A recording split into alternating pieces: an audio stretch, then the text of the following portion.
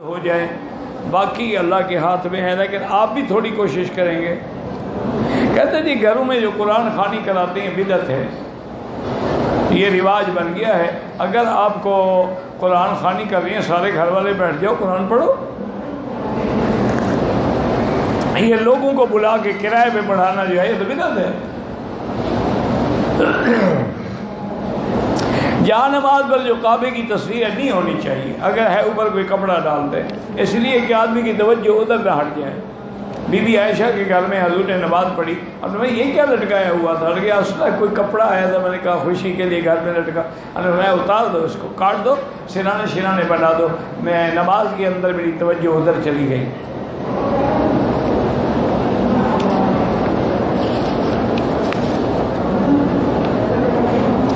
ایک عورت اپنے والد کے ساتھ مکے میں، اس کا شوہر گرفتار ہو گیا، خلیج پاکستان بھیج دیا۔ عورت نے محکمے میں جا کر جھوٹ بولا کہ اس کا خاوند گم ہو گیا ہے، اسے خلو چاہیے، خلو دے دیا۔ گھر والوں کو، شوہر کو نہیں بتائی۔ 7 سال بعد اس عورت کا شوہر پاکستان سے واپس آ گیا، رہنے لگی۔ بہرحال جب اس نے جھوٹ بولا تھا تو خلو تو ہوا ہی نہیں، واپس شوہر کے ساتھ رہ رہی ہے تو ٹھیک ہے نا، خلو تو ہوا ہی نہیں۔ عمرہ کرتے ہوئے 8واں استلام نہیں کیا، کوئی حرج، کچھ نہیں ہوتا۔ اگر کوئی بیمار عورتیں، معذور عورتوں کے کنکر ان کی اجازت سے مار سکتے ہیں، ہاں میرا بھائی، شریعت میں معذور اس کو کہتے ہیں جو مرد ہے یا عورت کھڑے ہو کر نماز نہ پڑھ سکے، وہ معذور ہے۔ یہ معذور نہیں ہے کہ سارا دن بازار میں شاپنگ کرتی ہے اور کنکریوں کے لیے معذور ہے۔ یہ کوئی معذور شاذور نہیں۔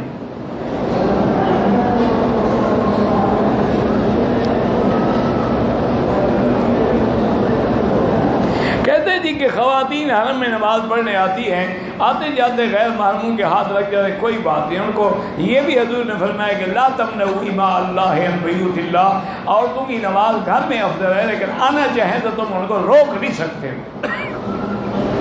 تمہارے ہاتھ لگ جائیں تم بھی تو نہ ہو نا، صرف عورتوں کے بارے میں سوچتے ہو تو ہاتھ تو کسی مرد کا ہی لگے گا نا۔ عورت کو عورت کا ہاتھ لگ جائے کیا فرق پڑتا ہے؟ تو تم مرد جو ہاتھ لگاتے ہو، لیا تم بھی نماز پہ نہ ہو، وہی اپنے ہوٹل میں ماشاءاللہ کمرے میں بیٹھ کے پڑھ لو۔ وہ آپ کے ملک میں ایک پیر صاحب آئے تھے، وہ حرم میں نماز نہیں پڑھتے تھے، تو ایک آدمی نے جا کے پوچھا کہ حضرت کیا وجہ ہے؟ انہوں نے کہا بھائی خدا کے بندے تم عجیب لوگ ہو، صبح کی نماز تو میری ہوتی ہے مدینہ شریف میں روضہ رسول اللہ پہ، اور ظہر کی نماز جو ہے وہ حضرت پیران پیر آتے ہیں مجھے یہاں ہوٹل میں پڑھانے کے لیے، اور عصر کی نماز جو ہے حضرت فرید شکر گنج آتے ہیں، مغرب میں حضرت بہاؤالدین زکریا آتے ہیں، اور عصر میں حضرت نظام الدین، مگر عشاء میں وہ آتے ہیں۔ اب میں ان بزرگوں کو چھوڑ کے حرم کیسے جاؤں؟ انہوں نے کہا حضرت میں، آپ تو خیر پیر ہیں، میں طالب العلم، آپ کو ایک بتاؤں کہ آپ پر اللہ کی لعنت ہے، خدا گھر میں آنے ہی نہیں دیتا۔ ہو جنا ان کا، میں نہیں کہتا، قرآن کہتا ہے انما المشرکون نجس فلا يقربوا المسجد الحرام بعد عامهم هذا۔ مشرک پلید ہوتا ہے، وہ حرم میں آ نہیں سکتا، کیونکہ تم چھوٹے لیول کے مشرک ہو، حرم میں تو آ گئے، نماز میں نہیں آ سکتے۔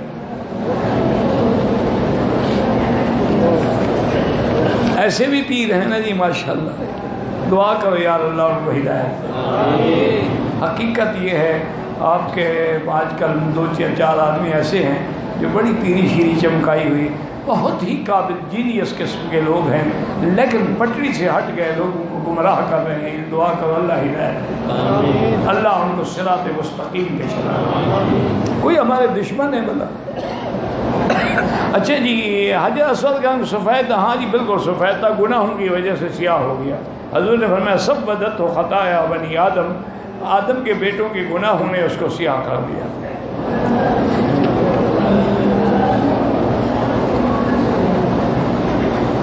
آپ سے میں نے ایک دعا کرائی تھی حج کے لیے، الحمدللہ قبول ہو گیا، اللہ کا شکر ادا کرو، میری کون سی کرامت ہے اس میں؟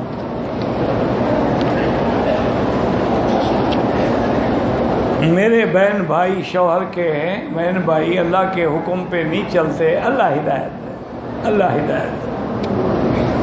دیکھیں یاد رکھیں کہ ایک تو کوشش کریں اور دوسرا جو قرآن میں آیت مبارک ہے نا، اہدنا الصراط المستقیم، اہدنا الصراط المستقیم، یہ ایک تسبیح اول آخر درود شریف دن میں رات میں تنہا بیٹھ کے پڑھ کے ان کی ہدایت کے لیے دعا کریں۔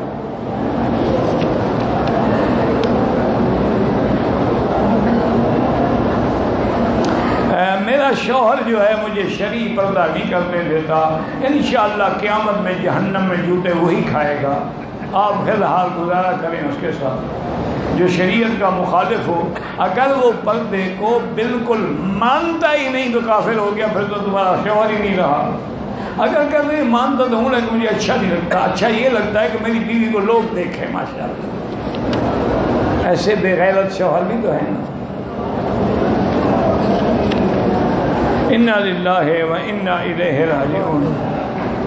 میں نے گھر میں مدرسہ کھولا ہے، اللہ کو کامیاب کرے، لیکن آپ کوشش کریں، ہمارے ذمے کوشش ہے، باقی کامیاب کرنا قبول کرنا سب اللہ کے ہاتھ میں۔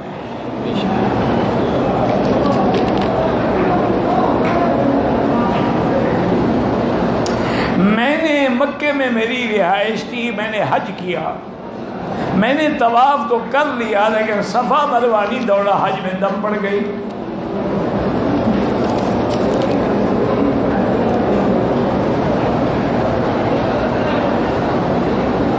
میرا بھائی، توبہ کا معنی یہ ہے کہ وہ گناہ دوبارہ نہ کرے۔ توبہ کا معنی یہ نہیں ہوتا کہ زبان سے کہتے ہیں میری توبہ میری توبہ، یا اللہ میری ہر چھوٹے بڑے گناہ سے توبہ، حرم سے نکلتے ہی سگریٹ جلا لے اور ہوٹل پہ پہنچتے ہی داڑھی بڑھوا لے، ویسے میری اللہ توبہ لاکھ توبہ۔ یہ توبہ نہیں ہے، تو نعوذ باللہ خدا سے مذاق ہے۔ توبہ کرو، سچی توبہ کرو۔ بھائی راستہ کھول دو، بس وہ یہ کہتے ہیں کہ راستہ کھول دو تاکہ لوگوں کا آنے جانے کا راستہ رہے۔ حج قران واجب نہیں ہے، حنفیوں کے نزدیک افضل ہے، ورنہ جو موقع ملے کرے، آپ تمتع کریں، کوئی بات نہیں۔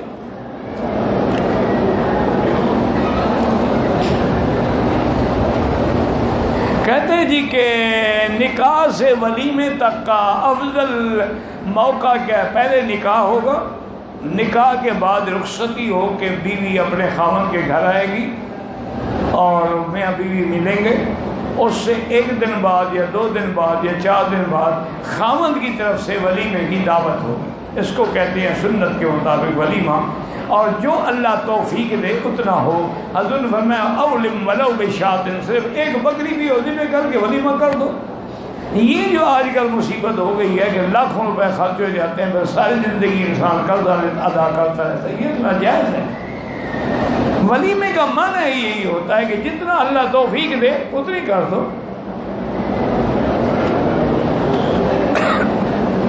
اگر ایک آدمی زندہ ہے لیکن معذور ہے، وہ بیچارہ مکے مدینے نہیں آ سکتا، اس کی طرف سے آپ عمرہ کر سکتے۔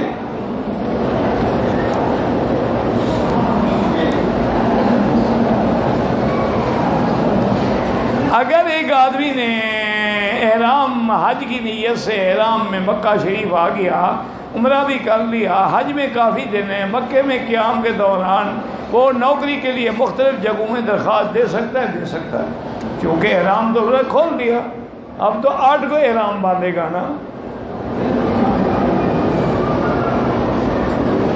بھائی اللہ اس کو حماد اللہ صاحب رحمۃ اللہ تو میرے بالکل بھائی تھے، ان کے بیٹے ہیں سعد اللہ، اللہ ان کو ان کے مدرسے کو کامیاب فرمائے، اور بلکہ دعا کریں کہ ہمارے ایک بڑے اچھے عزیز تھے عبد الکریم ندیم، بڑے اچھے خطیب ہیں آپ کے ملک کے، ان کی والدہ فوت ہو گئی، اللہ مغفرت فرمائے۔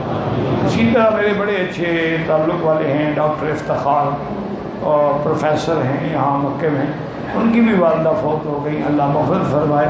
بہرحال جو لوگ فوت ہو گئے دعا کریں اللہ ان کی مغفرت فرمائے، جو بیمار ہیں شفا عطا فرمائے، اور جو زندہ ہیں اللہ ان کو ہدایت عطا فرمائے۔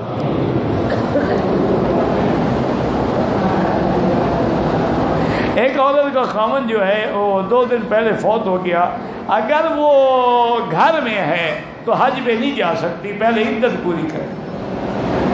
اگر وہ پہلے ادھر آ چکی ہے تو پھر تو مجبور ہے نا، عدت شروع ہو گئی، لیکن اب تو حج کے بعد ہی جا سکتی ہے نا۔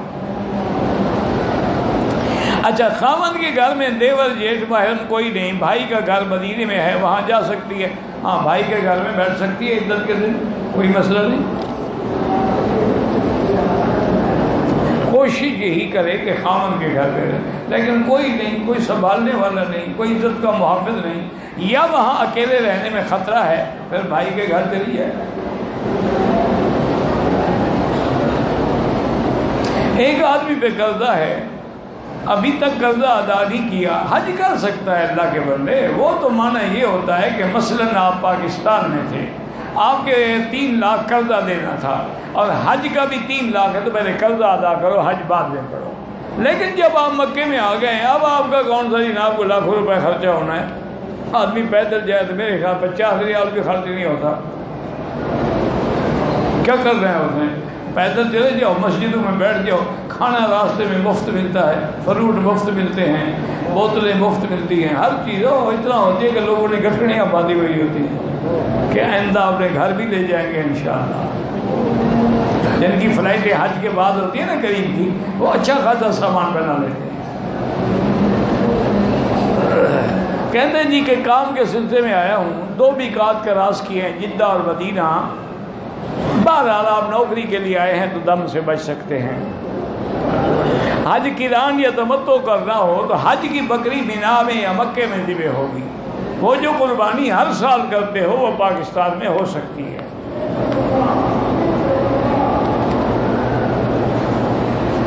میں پتہ نہیں احرام کی حالت میں نہیں آیا، حج قران چاہتا ہوں، دم پڑ گیا ہے، روزے رکھنے ہیں، حج سے پہلے قران کیسے کرو گے جب احرام باندھ کے بھی نہیں آئے ہو؟ تم قران کر ہی نہیں سکتے۔ قران تو میقات سے تم نے احرام باندھ کے ہی آنا تھا نا۔ اب تو تم آگے، اب حج افراد کرو، حج کے بعد عمرہ بھی قضا کرو اور ایک بکری دم بھی ادا کرو۔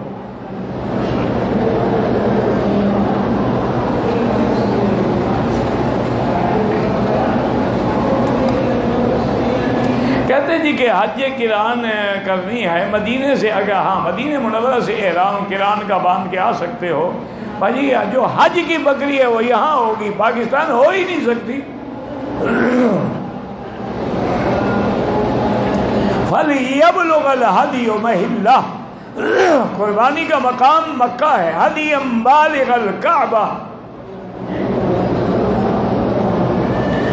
روضہ رسول اللہ پہ صلی اللہ علیہ وسلم جب جائیں، سب سے پہلے اپنے مکان پہ جائیں، سامان اتاریں، غسل کریں، اچھے کپڑے پہنیں، خوشبو لگائیں، درود شریف پڑھتے ہوئے مسجد نبوی کی طرف روانہ ہوں۔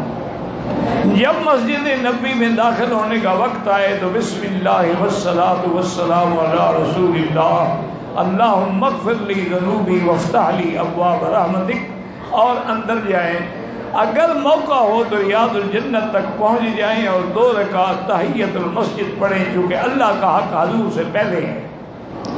2 رکعت تحیت المسجد پڑھنے کے بعد درود شریف پڑھتے ہوئے آرام سے چلیں، ادب سے چلیں، حتیٰ کہ علماء نے لکھا ہے کہ تیرے پاؤں کی بھی چلنے میں آواز پیدا نہ ہو۔ پھر حضور پاک کے سامنے آئے، واجہ شریف میں کھڑے ہو کر ادب کے ساتھ السلام علیکہ ایھا النبی ورحمۃ اللہ وبرکاتہ، السلام علیکہ یا رسول اللہ، السلام علیکہ یا حبیب اللہ، یعنی جو اللہ توفیق دے وہ پڑھے، لیکن جلدی زیادہ نہ کھڑے ہو، ادب کا تقاضا ہے۔ پھر سیدنا ابو بکر پہ سلام پڑھیں، پھر سیدنا عمر پہ پڑھیں، پھر رخ قبلے کی طرف کر کے دعا اللہ سے مانگیں۔ نفل فرض اور نماز جنازہ میں بالکل جو دعائیں چاہیں زیادہ بھی مانگ سکتے ہیں، لیکن اپنی زبان میں نہیں، وہ دعائیں جو حضور نے مانگی ہیں۔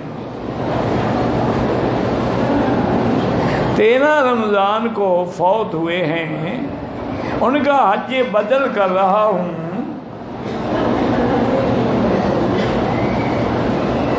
بہرحال آپ حج بدل کر سکتے، کیونکہ خرچہ آپ خود کر رہے ہیں تو اس لیے آپ کو کسی سے پوچھنے کی ضرورت نہیں ہے، آپ تمتع بھی کر سکتے ہیں۔ میں مدینے سے مکے آیا، عمرے کا ادا کیا، اب دوبارہ عمرہ کرنا چاہوں تو آپ مسجد عائشہ سے کر سکتے ہیں اور جیرانہ سے بھی کر سکتے ہیں۔